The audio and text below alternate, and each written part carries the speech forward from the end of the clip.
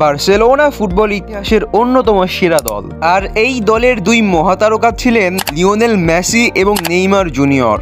তাদের বন্ধুত্ব এবং মাঠের বাইরে একে অপরের প্রতি সমর্থনের গল্প সত্যি হৃদয় ছুঁয়ে যায়। আজকের ভিডিওতে নেইমার জুনিয়রের নিজের মুখে বলা একটি বিশেষ ঘটনা শেয়ার করব।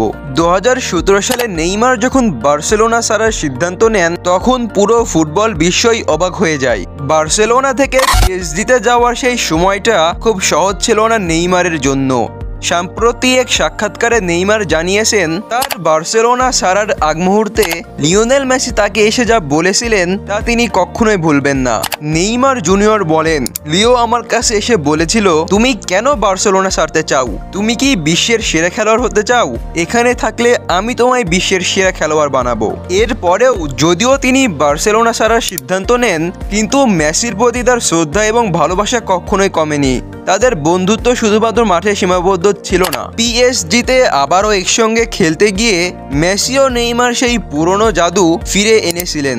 তাদের বন্ধুত্বের এই গল্প প্রমাণ করে যে ফুটবল শুধুই খেলা নয়, এটি একে অপরের প্রতি ভালোবাসা ও সমর্থনের একটি মঞ্চ।